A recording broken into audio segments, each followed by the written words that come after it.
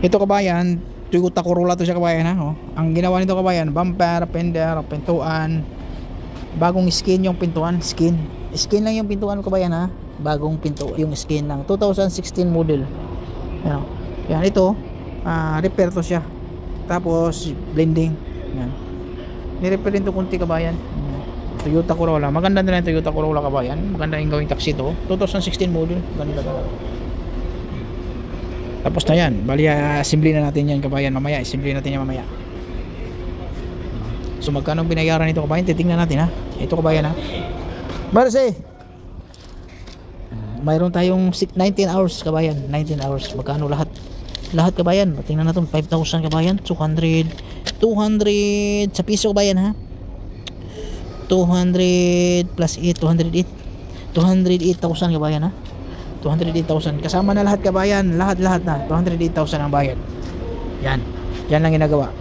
Bumper, bagong bumper din yan, bagong fender, bagong pintuan na skin lang, hindi yon buo. Tapos ito repair, tapos repair ng kunting repair lang mga yan ha.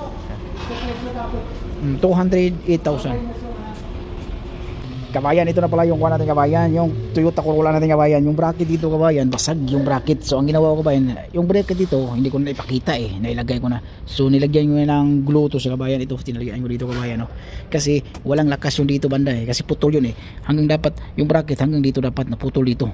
Tapos mayroong putulin dito, tapos mayroon yung karugtong dito, kaya nilagyan ko ng glue para maidikit. So mayroong bracket na dito, tingnan mo kabayan. Yan, so naka-clip to siya dito hanggang dito. Kasi kito dito hiwalay ito siya kabayan kasi basag to siya dito tapos nilagyan ko lang ng glue, so okay na yan siya. Yung dito wala, pero tinalian ko lang yan, okay na yan siya.